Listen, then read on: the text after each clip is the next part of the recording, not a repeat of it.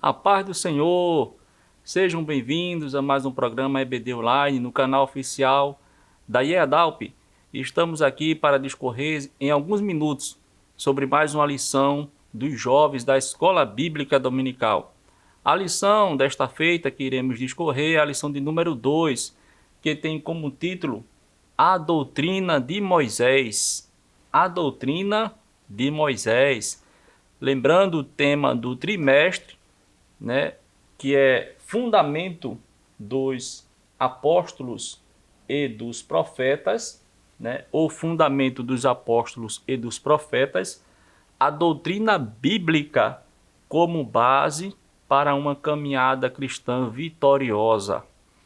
A doutrina deve estar presente na vida do cristão, porque ele precisa aprender, ele precisa conhecer, o plano de Deus, a vontade de Deus para a sua vida, para andar vitorioso, vitoriosa até chegar no céu. Quando a gente fala uma vida cristã vitoriosa, é comum pensarmos em bens materiais, no emprego dos sonhos, em bens materiais, na casa dos sonhos, no carro dos sonhos, mas não devemos esquecer que a maior bênção na vida de um cristão é estar em paz com Deus e com os seus, estar em paz com o seu irmão, estar em paz com aqueles que o cercam, com o seu próximo, é andar em fidelidade com Deus, é andar fielmente nos caminhos do Senhor. A bênção espiritual é muito mais valiosa do que as materiais. Claro e evidente que Deus, Ele nos dá bênçãos materiais também, mas não devemos esquecer disso. Estou mencionando isto porque esta temática deste segundo trimestre fala sobre o fundamento dos apóstolos e dos profetas, a doutrina bíblica como base para uma caminhada cristã vitoriosa. E muitas vezes a gente pode se apegar, nessa questão de uma vida cristã vitoriosa aos bens materiais, a doutrina da prosperidade. Devemos ter muito cuidado com isso. O mais importante é estar em paz com Deus. Amém? E o título, desta lição de número 2, como já mencionamos, vai falar sobre a doutrina de Moisés. A doutrina de Moisés. Mencionei na lição de número 1, que existe pelo menos 3 tipos de doutrina. Conhecemos, a Bíblia menciona doutrina de homens, doutrina de demônios e doutrina de Deus. E algumas referências bíblicas para você, professor e professora, conferir. Doutrina de homens, Marcos capítulo 7, do versículo 7 ao 13. Doutrina de demônios, primeira carta do apóstolo Paulo a Timóteo, capítulo 4, do versículo 1 ao 3. E doutrina de Deus, 1 Timóteo, capítulo 6, versículo 3. Tito, carta do apóstolo Paulo a Tito, capítulo 2, versículo 1. Podemos ter como exemplos, Claro que existe o assunto mais amplo sobre esses três tipos de doutrinas, mas aí está algumas referências para que o professor possa discorrer, e preparar uma aula bem expositiva e explicativa para os seus alunos concernente a doutrinas, já que estamos falando da doutrina de Moisés. Moisés é um personagem muito conhecido do público cristão, muito conhecido desde o público que vai da faixa etária de crianças, até a melhor idade. Quem não já ouviu falar de Moisés, Aquele menino que nasceu num período turbulento, ali no Egito, aquele hebreu em que nasceu no período em que o faraó tinha mandado executar, as crianças para que o povo hebreu não continuasse crescendo, mas por intervenção divina, Deus promoveu, né, o livramento de Moisés, né, e ele acabou sendo resgatado, né, ali no próprio faraó, no próprio império egípcio, né, e foi morar, né, naquele império. Mas a história, né, a gente não vai detalhar aqui, né, mas há muitas coisas que faz a gente entender, né, o plano de Deus, como Deus trabalha, né? Entender no sentido de que às vezes a gente não entende, né, como a coisa está sendo conduzida, mas ao pegarmos o exemplo de Moisés, né, a história dele desde criança até ser o libertador, né, escolhido por Deus para libertar o seu povo, podemos entender, né, como Deus trabalha. Ele trabalha no improvável. Ele trabalha de uma certa forma que a gente não entende o curso, né, dos acontecimentos. Só lá na frente é que a gente vai entender. E Deus se utilizou de Moisés, né? Deus usou este homem para libertar o povo de Israel, né, das mãos do faraó, da opressão do faraó. O povo era oprimido ali, né? O povo estava à margem da sociedade ali no Egito, né? E chegou a um ponto em que Deus, a Bíblia Sagrada mesmo revela que Deus se lembrou, né, do clamor do seu povo e resolveu resgatar o seu povo ali das mãos do faraó. E a gente percebe e sabe, conhece, né, o grande livramento que Deus deu ao povo hebreu, libertando do Egito, conduzindo pelo deserto em direção à terra prometida, a Canaã. E nesse trajeto, nesse percurso, Deus, ele estabelece suas leis, né, para aquele povo. A gente pode até entender, né, porque naquela época o povo hebreu vivia no Egito, né, sob o jugo de Faraó. No Egito, se a gente nos aprofundarmos, havia adoração a vários deuses, né? E agora, na caminhada para a terra prometida, Deus estava providenciando para o povo as suas leis, a sua doutrina, qual era a sua vontade para o seu povo. E através de Moisés, né, que é conhecido como legislador, né, Deus revela a sua vontade. Deus dá as suas instruções para que Moisés passe para aquele povo escolhido por Deus. E podemos mencionar também que no percurso muitas nações haviam, muitos povos também pagãos, muitos povos que adoravam outros deuses, que tinham costumes reprováveis por Deus, como também para a terra que o povo de Israel estava caminhando, ali também havia muitas pessoas que adoravam outros deuses, que tinham outros costumes que Deus reprovava, e Deus agora estava mostrando qual era a sua vontade para o seu povo. Como Deus queria que o seu povo estivesse perante ele, qual seria o comportamento do seu povo, o que o povo deveria fazer para se lembrar do seu Deus. E é disto que esta lição trata, a doutrina de Moisés. O texto principal, Êxodo capítulo 24, versículo 12, que diz o seguinte: Então disse o Senhor a Moisés: Sobe a mim ao monte e fica lá, e dar-te-ei tábuas de pedra, e a lei e os mandamentos que tenho escrito para os ensinares.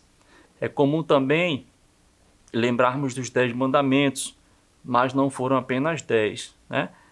Foram cerca de 613 preceitos, né, dados por Deus para o povo de Israel, né, que ele de início revelou a Moisés. E o interessante, quando a gente começa a observar, né, que o próprio Deus escreveu em tábuas de pedra a sua vontade para o seu povo, né, a sua doutrina para o seu povo, os seus ensinamentos para o seu povo.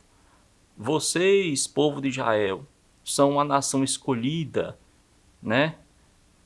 Tirei-vos do meio do Egito, né? E os separei para ser povo meu, né? Hoje, trazendo para o contexto de hoje, nós fomos adotados por Deus. Ganhamos também este direito de sermos chamados filhos de Deus, nação eleita, povo seu, escolhido, né? Então veja que coisa maravilhosa. A partir do momento que aceitamos a Jesus como único e suficiente Salvador, né, passamos pela regeneração, entramos no processo de santificação e somos abraçados por Deus, né, guiados por Ele. E da mesma forma como o povo de Israel lá no Antigo Testamento receberam instruções, receberam doutrinas, hoje nós temos a Bíblia Sagrada inspirada por Deus como fonte da genuína doutrina, da verdadeira doutrina. Devemos ter cuidado com as doutrinas de homens, com as doutrinas de demônios e focarmos na doutrina de Deus, que é a sua palavra, a revelação dele para a humanidade, escrita por homens, inspirados por Deus, para homens, para que os homens pudessem, quando eu falo homens, toda a humanidade pudesse conhecer qual é a perfeita e agradável vontade de Deus. E lá no Antigo Testamento, por intermédio de Moisés, Deus deu a doutrina para o povo. E a lição vai tratar sobre, primeiro tópico, a antiga aliança, né? Quando falamos antiga aliança, podemos nos referir ao Antigo Testamento, né? E falando de aliança, Deus ao longo, né, da história da humanidade, principalmente com o seu povo, o povo de Israel, Deus traçou várias alianças, né? Não foi somente a aliança dos 10 mandamentos, foram várias. Você pode até perguntar aos seus alunos, né? Fazer uma dinâmica, perguntando para eles se eles lembram de algumas alianças que Deus fez com o seu povo, né? Temos a aliança adâmica, a aliança com Noé, né? Ali após o dilúvio. Temos a aliança da circuncisão, entre outras, né, que Deus fez com o seu povo. E a antiga aliança, né, essa expressão se refere a uma parte importante do plano divino na história e não deve ser negligenciada e nem desvalorizada, porque alguns, né, cristãos de hoje querem anular a antiga aliança, né, querem excluir, mas não é bem desta forma, né? Devemos saber da grande importância desta antiga aliança, que era a sombra da nova aliança, que apontava para a nova aliança, que apontava para Jesus Cristo, o Cordeiro de Deus, que apontava para a graça na nova aliança. A lição ainda vai discorrer no primeiro tópico ainda sobre as características e propósitos desta antiga aliança. A compreensão da antiga aliança depende de analisá-la à luz da nova aliança. E esse exercício passa por identificar o que o Novo Testamento tem a dizer a respeito de suas características e de seu propósito. A gente vem aqui para a leitura bíblica, né? O texto que é lido em sala de aula, Gálatas capítulo 3, versículo 23 ao 26, que fala: mas antes que a fé viesse,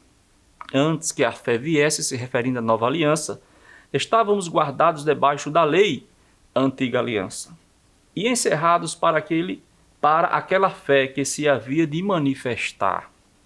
De maneira que a lei nos serviu de aio para nos conduzir a Cristo, para que pela fé fôssemos justificados. Mas depois que a fé veio, já não estamos debaixo de aio, porque todos sois filhos de Deus pela fé em Cristo Jesus. Então, a antiga aliança apontava para a nova aliança. A lição vai falar no segundo tópico sobre doutrinas litúrgicas. E aí fala sobre liturgia, né? Fala sobre cerimônias, que era para o povo se lembrar, né? Celebrar festas a Deus para se lembrar das maravilhas que ele tinha feito e realizado no meio do seu povo. Por isso é chamado de doutrinas litúrgicas, né? Que podemos dizer doutrinas litúrgicas também são identificadas como leis cerimoniais, e essas leis regulamentaram o sistema de ritos, ordenanças cerimoniais e cerimônias, inclusive na oferta de animais e sacrifício a Deus, inicialmente no tabernáculo, naquela tenda que era móvel. À medida que o povo ia avançando em direção à terra de Canaã, era desarmado, desmontada a tenda e montava-se mais adiante, né? Temos o exemplo da coluna de nuvem e da coluna de fogo à noite, né? E de nuvem durante o dia, que ia se movendo e o povo ia sendo guiado por Deus. E em seguida veio o templo, que foi construído por Salomão, né? Pensado por Davi, desejado por Davi ser construído o templo e executado pelo seu filho Salomão. E ali se realizavam, né, os rituais, né, de adoração a Deus, de sacrifícios. E esse propósito, né, desta doutrina litúrgica, o propósito dela, a liturgia cerimonial tinha o propósito de fazer com que o povo concentrasse a sua atenção em Deus, somente em Deus, no Deus único e verdadeiro. Lembrando que eu falei no início, que ao redor do povo de Israel havia muitas nações que adoravam a vários deuses, falsos deuses, né? Tinha Deus para tudo quanto é gosto. E Deus estava ali se mostrando a ele como Deus único e verdadeiro, né? Era o monoteísmo, adoração a único e verdadeiro Deus, o Criador de todas as coisas. E as pessoas, o povo de Israel, deveria se lembrar disso mediante a doutrina litúrgica. Por fim, doutrinas morais são parte da aliança de Deus com o seu povo. Embora sejam importantes, essas doutrinas não possuem um propósito de salvação, pois esta é a obra da graça de Deus. A salvação é obra da graça de Deus. Mas as doutrinas morais tinham a sua importância, né, para o povo de Israel. E aí temos como propósito, o principal propósito das doutrinas morais é advertir o povo de Deus a não pecar. Princípio repetido pelo apóstolo João: vos escrevo para que não pequeis. 1 João 2:1. No texto de Êxodo está a expressão provar-vos, que aparece também no episódio em que Deus provou Abraão. Gênesis 22, do 1 ao 24. Enquanto as doutrinas cerimoniais apontavam para Cristo, as morais lembram o ser humano sobre a sua condição de pecador e convidam-no a buscar a solução em Deus. As doutrinas morais visam também guiar o crente ao conhecimento da vontade de Deus e a viver em santidade. Amém? Queremos agradecer a sua audiência. Não deixe de compartilhar, de comentar, de curtir e de ser inscrito no canal. Que Deus em Cristo vos abençoe, em nome de Jesus. Que o conhecimento é capaz de mudar a vida de quem lê, a gente já sabe. E que livro você pode comprar em qualquer livraria.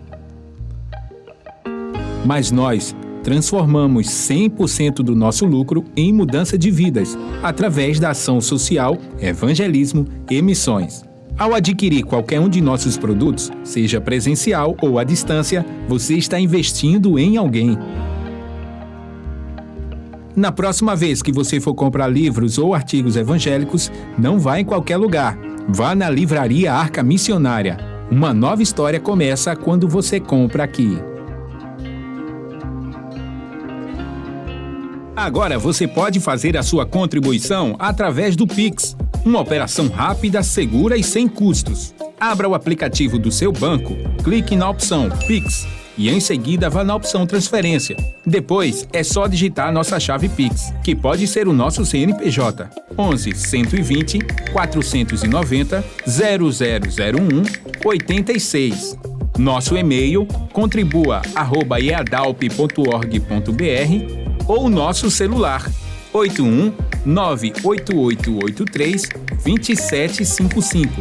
Verifique se a contribuição é para a Igreja Evangélica Assembleia de Deus em Abreu Lima, Pernambuco.